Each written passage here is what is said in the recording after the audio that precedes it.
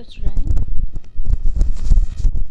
पिछले वीडियो में हमने सामाजिक अनुसंधान के अर्थ और उसके विभिन्न विद्वानों द्वारा दी गई परिभाषा के बारे में बात की थी और आज के इस वीडियो में हम पढ़ेंगे सामाजिक अनुसंधान की विशेषताएं। देखिए, ये तो हमें क्लियर हो ही गया था कि सामाजिक अनुसंधान की आवश्यकता क्यों है और इस टॉपिक पर हम आगे भी एक वीडियो जो है उसमें पढ़ेंगे कि सामाजिक अनुसंधान की आवश्यकता क्या है, इसकी सीमाएं क्या है। लास्ट वीडियो में हमने देखा था कि सामाजिक अनुसंधान से मतलब सामाजिक विषयों के वैज्ञानिक अध्ययन से है।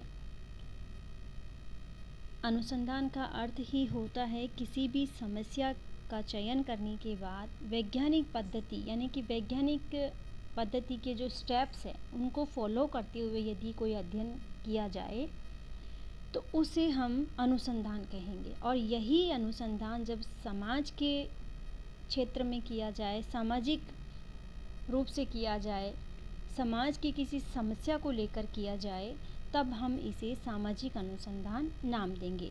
कोई भी अनुसंधान जब सामाजिक जीवन, सामाजिक घटना या समाज की कोई भी समस्या हो उससे संबंधित है तो उसे हम सामाजिक अनुसंधान कहते हैं। इस चीज़ के बारे में हम पिछली वीडियो में पढ़ चुके हैं और आज हम इसके नया टॉपिक ले रहे हैं, सामाजिक अनुसंधान की विशेषताएं। तो देख लेते हैं कि सामाजिक अनुसंधान की विशेषताएं क्या है। सबसे पहली विशेषता की हम बात करेंगे कि सामाजिक जीवन से संबंधित है। बिल्कुल जाहिर सी बात है, पिछले वीडियो में हमने इसका शाब्दिक अर्थ भी देखा था कि सामाजिक अनुसंधान जो है दो शब्दों से मिलकर बना हुआ है, सामाजिक और अनुसंधान। जब अनुसंधान समाज के क्षेत्र में, उसके परिप्रेक्ष्य में किया जाए तब हम उसे सामाजिक अनुसंधान कहते हैं। तो सामाजिक शोध जो है सामाजिक जीवन से संबंधित होता है। सामाजिक अनुसंधान के अंतर्गत हम जो है सामाजिक जीवन के सभी पहलुओं का अध्ययन कर सकते हैं। दूसरी विशेषता की हमने यहाँ बात की है पारस्परिक संबंधों की खोज। समाज में अनेक प्रकार की सामाजिक घटनाएं हमें अलग अलग ढंग से दिखाई देती है, लेकिन अगर हम आंतरिक दृष्टि से देखें तो ये घटनाएं सभी जो है आपस में जुड़ी हुई होती है। और सामाजिक अनुसंधान में हम इन्हीं जो अंतर संबंधित करने वाले कारक हैं इनकी खोज करने का प्रयास करते हैं। तीसरी विशेषता यहाँ हमने लिखी है विश्वसनीय ज्ञान की प्राप्ति। सामाजिक अनुसंधान में हमें नया ज्ञान तो मिलता ही है, साथ ही ऐसा ज्ञान भी हमें मिलता है जिस पर विश्वास किया जा सके, यानी कि इसमें तुक्कों में बात नहीं होती है। इसमें जो वैज्ञानिक पद्धति के जो चरण हैं उनको फॉलो करते हुए समस्या का जो निष्कर्ष निकलता है उसके आधार पर ही हम कह सकते हैं कि सामाजिक अनुसंधान जो है विश्वसनीय ज्ञान की प्राप्ति करने में सहायक है। फोर्थ है सामाजिक प्रगति में सहायक। अब देखिए, हमारे समाज में जो है लगातार परिवर्तन होते हैं। ऐसा नहीं है कि समाज जो है स्थायी है। इन परिवर्तनों से जो है समाज का विकास होना स्वाभाविक है, लेकिन समाज का विकास या प्रगति तभी संभव है जब विकास को, यहाँ सिर्फ हम प्रगति कहें तो ज़्यादा उचित होगा क्योंकि प्रगति और विकास दोनों अलग अलग जो है अर्थ से जुड़े हुए हैं। तो समाज की प्रगति तभी संभव है जब विकास को जो है सामाजिक कल्याण की दृष्टि से किया जाए। आए समझ में प्रगति का क्या अर्थ है? जब विकास को हम सामाजिक कल्याण की दृष्टि से देखते हैं या करते हैं तभी हम उसे प्रगति की संज्ञा दे सकते हैं। तो जो सामाजिक अनुसंधान है वह भी जो है समाज की प्रगति में सहायक होता है।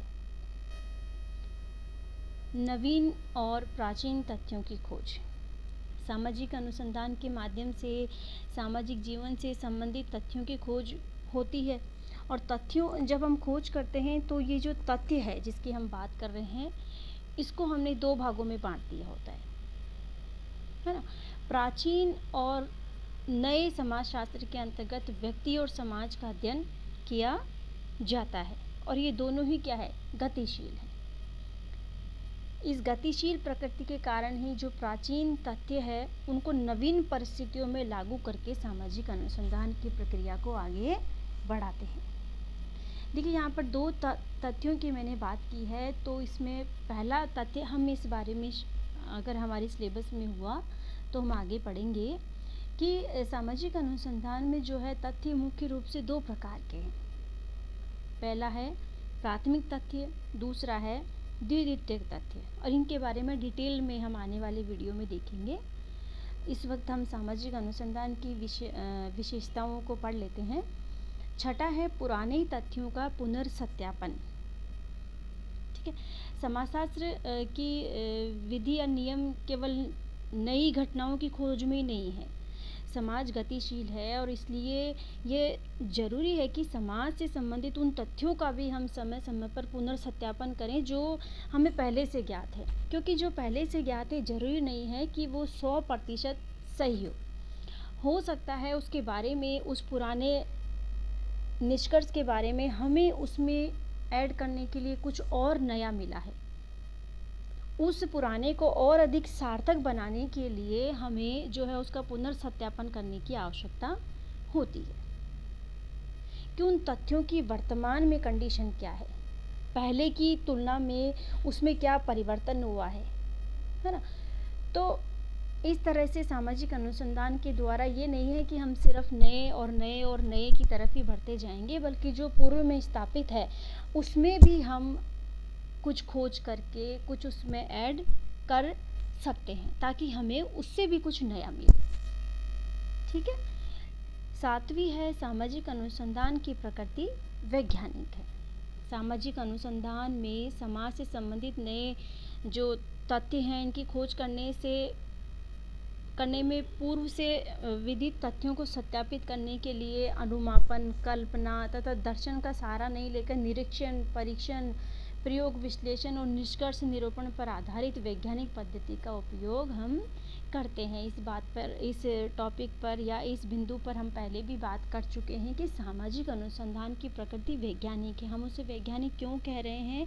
क्योंकि किसी भी अनुसंधान, जैसे प्राकृतिक विज्ञान में जब हम किसी भी खोज को कोई रूप दे रहे हैं तो उसमें क्या होता है, वैज्ञानिक पद्धति के कुछ विशिष्ट चरण हैं, कुछ स्टेप्स हैं जिनको फॉलो करते हुए ही जो है अंत में जाके किसी भी सिद्धांत पर लोग पहुंचते हैं। बिल्कुल उसी तरह से समाज में भी जो अनुसंधान व्यक्ति कर रहा है उसमें भी उन्हीं वैज्ञानिक पद्धति के चरणों का प्रयोग करते हुए किसी भी सिद्धांत तक व्यक्ति पहुंचता है।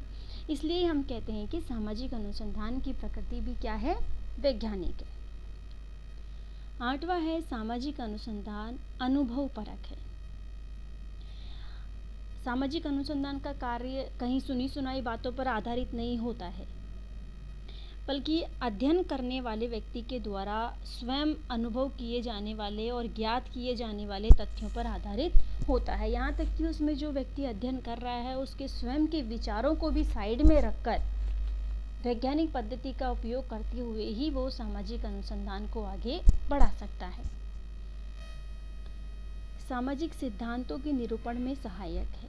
सामाजिक घटनाओं का अध्ययन करने या फिर पहले से ही जो ज्ञात है उन तथ्यों को पुनर्सत्यापित करने की प्रक्रिया में सामाजिक अनुसंधान के मध्य से और भी कई जो है नए सिद्धांतों की जो है स्थापना करने में सहायता मिलती है। ठीक है। सामाजिक परिवर्तन है, सामाजिक व्यवस्था, संरचना, प्रकार, इनसे सबसे संबंधित अधिक सिद्धांत जो है सामाजिक अनुसंधान के कारण ही हमें मिले हैं। 10वां है सामाजिक अनुसंधान का सैद्धांतिकी व प्रक्रियात्मक उपयोग। सामाजिक अनुसंधान के माध्यम से सामाजिक घटनाओं का कार्य कारणात्मक अध्ययन कर जहां समाज से संबंधित नए तथ्यों की जानकारी हमें मिलती है, वहीं जो सामाजिक समस्या हैं उनके निराकरण के उपाय भी हमको मिलते हैं। इस तरह से सामाजिक अनुसंधान सामाजिक व्यवस्था और समाज की प्रगति में सहायक होता है और इसी को हम सामाजिक अनुसंधान का प्रक्रियात्मक या व्यवहारिक पक्ष कह सकते हैं। और दूसरी तरफ देखें तो सामाजिक अनुसंधान के माध्यम से सामाजिक व्यवस्था, समाज की जो जड़ता है, समाज में जो परिवर्तन है, समाज का संस्थात्मक ढांचा है, उसकी प्रगति है, आदि के विषयों में सिद्धांतों की स्थापना करने में भी हमें सामाजिक अनुसंधान की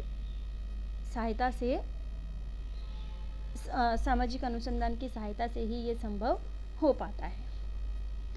11वां पॉइंट हम लेंगे, सामाजिक घटनाओं के संबंध में कार्य कारणात्मक विवेचन करना। देखिए, कोई भी घटना, सामाजिक घटना ना तो बिना किसी कारण के घटित होती है और ना ही कोई घटना बिना किसी परिणाम के होती है ना। अगर हम एग्जाम्पल लें तो शासन के द्वारा आरक्षण नीति लागू करने के पीछे कुछ निश्चित उद्देश्य कारण रहे हैं, है ना।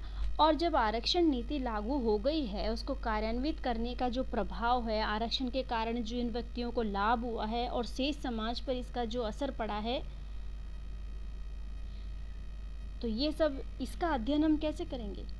सामाजिक अनुसंधान के माध्यम से हम इसका अध्ययन कर सकते हैं। सामाजिक अनुसंधान के माध्यम से किसी सामाजिक घटना के लिए जो कारण उत्तरदायी है और जो उस घटना के कारण जो परिणाम हुए हैं, उसके विषय में हमें तथ्यात्मक जानकारी मिलती है।